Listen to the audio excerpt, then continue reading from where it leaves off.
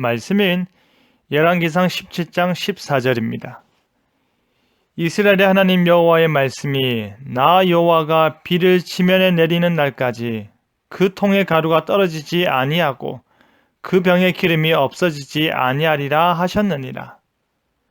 엘리야는 아합 왕에게 말합니다. 내가 섬기는 이스라엘 하나님 여호와께서 살아계심을 두고 맹세하노니 내 말이 없으면 수년 동안 비도 이슬도 있지 아니하리라. 그 말을 남기고 시돈 지방 사르밧으로 가서 그곳에 머물렀습니다.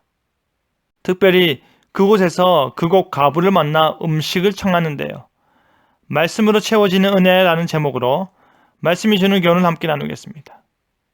엘리야는 당시 문화에 따라 사르밧의 한 과부에게 음식을 청하였습니다. 그런데 왜 엘리야는 나뭇가지를 주어 자신의 생계를 유지할 정도로 가난한 여인에게 음식을 청했을까요? 그 이유는 너무나도 단순하였습니다. 하나님께서 그렇게 말씀하셨기 때문입니다.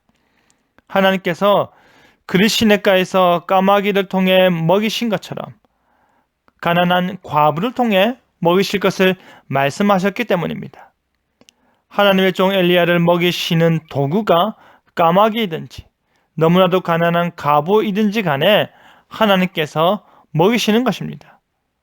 그런데 이 과부가 엘리야에게 대답하기를 나는 떡이 없고 다만 통에 가루 한 웅큼과 병에 기름 조금뿐이라 내가 나뭇가지 둘을 주워다가 나와 내 아들을 위하여 음식을 만들어 먹고 그 후에는 죽으리라 하였습니다.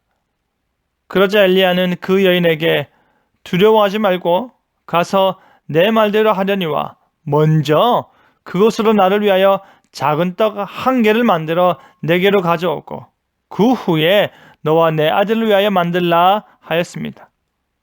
지금 남아있는 가루와 기름은 과부와 그의 아들에게 있어서는 최후의 만찬이 될 것입니다.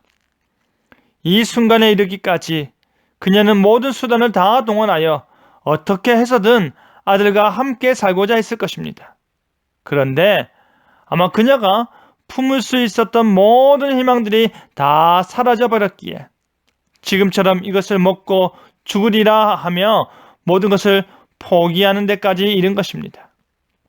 그런 그들에게 엘리야가 자신을 위해 떡을 만들어 대접한 후에 그녀와 그녀의 아들을 위해 만들라고 한 것입니다. 우리가 보기에는 엘리야의 요구는 너무나도 무리하고 비상식적인 행위가 아닐 수 없습니다. 한편으로는 가난하고 힘없는 사람들에게 지나친 횡포로 비춰질 수도 있습니다. 하지만 결코 그렇지 않았습니다. 다시 말하지만 엘리야가 지금 이렇게 행동하는 것은 이스라엘 하나님 여호와께서 비가 다시 내리는 날까지 그 통의 가루가 떨어지지 아니하고 그 병의 기름이 없어지지 아니하리라 말씀하셨기 때문입니다. 엘리야는 그 말을 그대로 전하였고 놀랍게도 그 말씀 그대로 되었습니다. 마지막이라 여겨졌던 식사가 끝이 아니라 계속된 식사로 이어졌습니다. 모든 희망을 소진한 채 포기하는 마음으로 요리한 마지막 떡이 마지막이 아니었던 것입니다. 엘리야가 온 세계가 가뭄으로 힘겨워하는 그때에 이스라엘 백성이 아닌 이방인 과부에게 들어간 이유는 무엇이었을까요?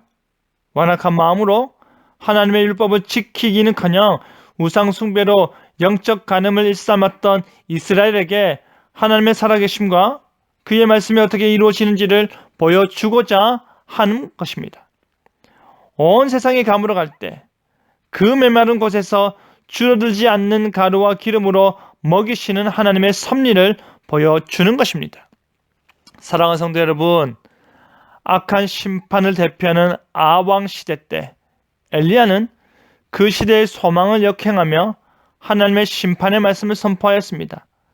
악인들이 자신의 죄를 보지 못하고 세상의 복을 바랄 때 하나님께서는 의로운 선지자 엘리야를 통해 그의 말씀이 살아 역동함을 그대로 보이셨습니다. 세상은 가물어 갈 때 사르밧 과부의 가루통은 넘쳐났습니다. 모든 것을 포기한 사르밧 과부의 마지막 순간은 하나님의 역사로 은혜로이 뒤덮였던 것입니다. 하나님으로 말미암아 그녀의 인생이 바뀌었고 하나님의 말씀으로 말미암아 세상을 이해하는 관점이 바뀌는 것입니다. 그리하여 진실로 하나님의 말씀이 이 세상을 은혜로이 성취하고 있음을 믿으시는 저와 여러분 되기를 간절히 바랍니다. 아멘.